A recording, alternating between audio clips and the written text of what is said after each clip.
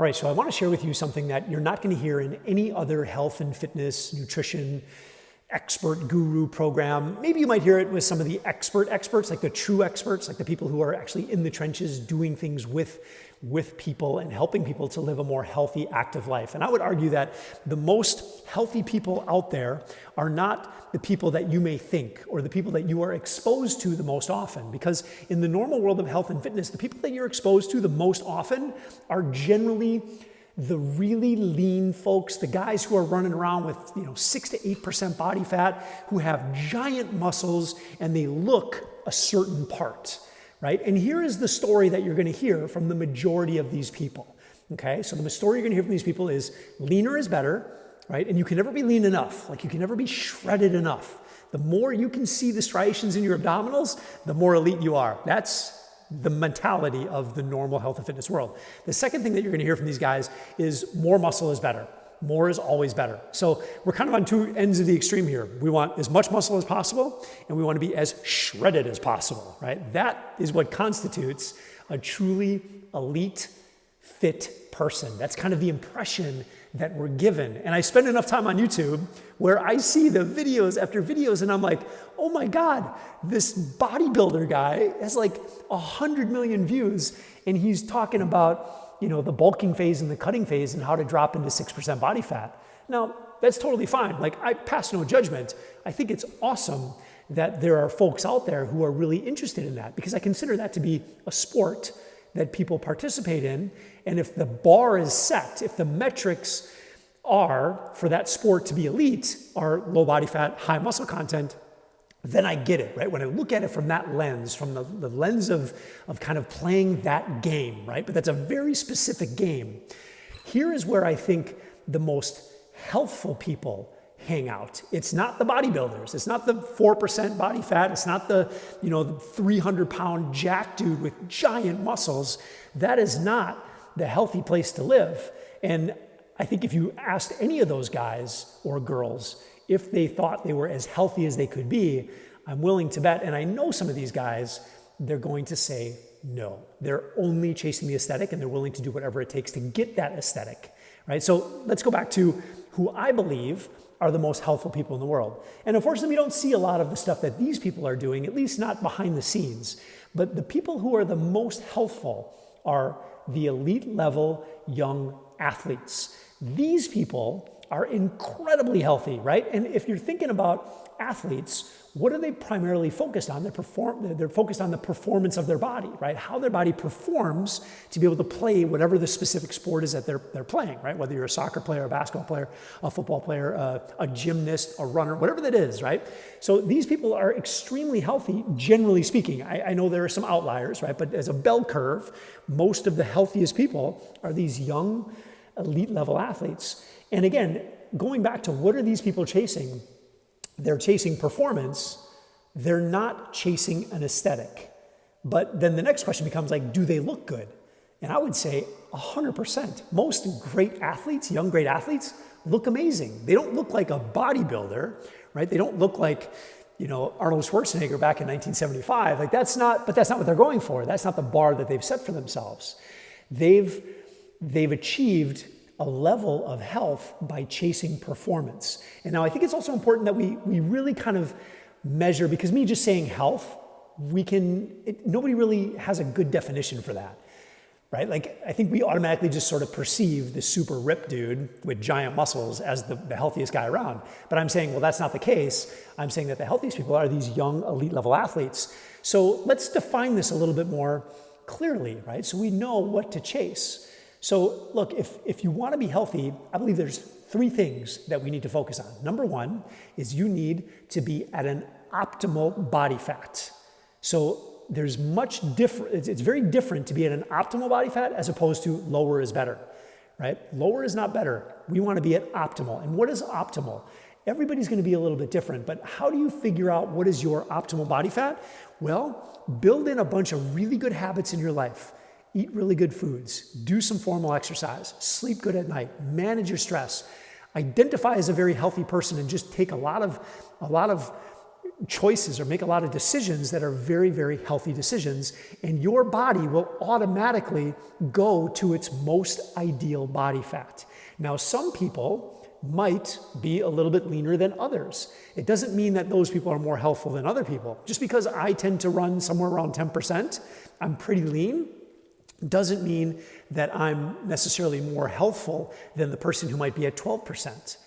Right? So, or the person that's at 12% might not be as helpful as someone who's at 8%. We just want to find the optimal. But once you get to your optimal body fat level, that is going to be your most healthful level. So number one, be optimal. But the only way to be optimal is to not chase a specific number. It's to allow your body to go to its most healthy place. And that's what athletes do, right? They're not obsessed over how lean they are.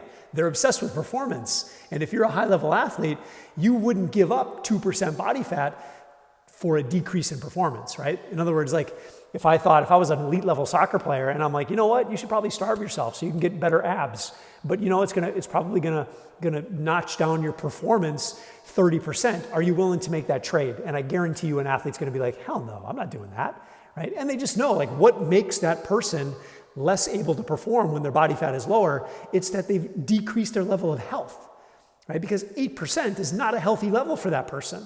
And they just know that. So it's going to decrease their ability to actually perform. So hopefully that makes sense, right? So we want to allow our body to express its ideal body fat percentage. Okay, so again, hopefully it makes sense. So we've got ideal body fat percentage. That's a healthy person. The second one is going to be the numbers that you get back from your doctor. Right? So if you're just a bodybuilder and your bar of your metrics that you're chasing are just more muscle, less body fat. Like if that's all you're chasing, we don't really care what the numbers are that come back from the doctor, right? It doesn't really matter. And in fact, these people will give up some of the numbers from the doctor. They might take performance enhancing drugs. They might do some things like starving themselves. Like they might do things to affect their internal organs, their overall health and well-being from the inside, just to be able to look a certain way. But now athletes will not do that, right? Because they know that if their health is declining, if they go to the doctor and they've got high blood pressure, they're not going to perform as well as they could, right? It all comes back to performance. A healthy person, again, is chasing performance rather than just some specific aesthetic, right? And again, just like body fat shows up when you do a lot of the right things, when you build a lot of the right habits in your life, right? It just sort of naturally goes to your ideal spot. The same thing happens with your blood work, with the numbers you get back from the doctor. When you're doing a lot of the right things, you don't really have to worry about it, but your blood pressure is going to be way better than the normal person, right? Instead of 120/70, you're going to have 112/62, right? Like that's going to be an elite level athlete. Your cholesterol number is going to be different than someone who's not as healthy. You're going to be better than normal in all of those metrics. And the more you chase your performance, the better those numbers become because your body just becomes more resilient. It becomes more efficient. You're tuning your body like a fine-tuned machine, and you're rewarded with optimal body fat, you're rewarded with optimal health, and the only way you can get there is by training for performance. Get your body to perform really well. So that leads me into my third part. So far we've got ideal body fat, right? Optimal body fat. We've got better than average number from the doctors. And then lastly, for a healthy person, is you have to have a high performance body. And what does it mean to have a high performance body? Like that's where it gets a little bit muddled and it can be a little bit challenging. But I sort of boil it down and make it super, super simple as we can make it. So there's three kind of general areas in the world of health and fitness in a high performance body. Someone who is a very high performance person, like an elite level athlete, are stronger than most. So they have strength, right? Stronger than most people walking around. They have a high level of power output. And power is just a combination of strength and speed. So they're able to move large loads, long distances, and quickly. They're fast, right?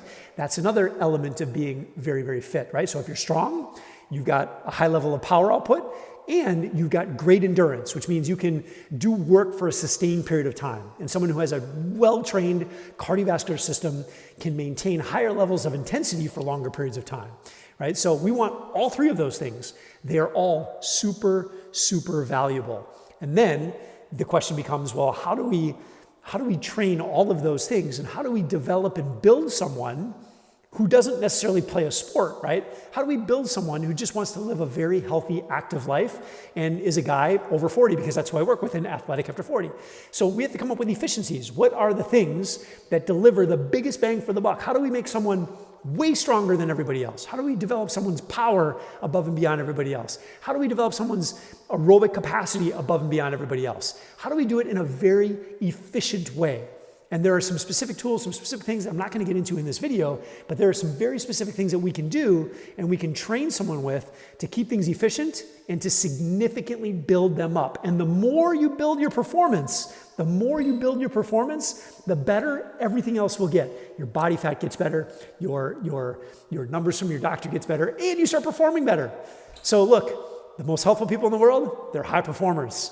They have great numbers from the doc, and they have an optimal body fat. So don't get stuck chasing low body fat levels. Don't get stuck chasing just giant muscles.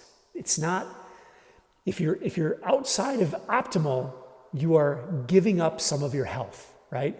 I can be much bigger than I am right now. I'm 160 pounds.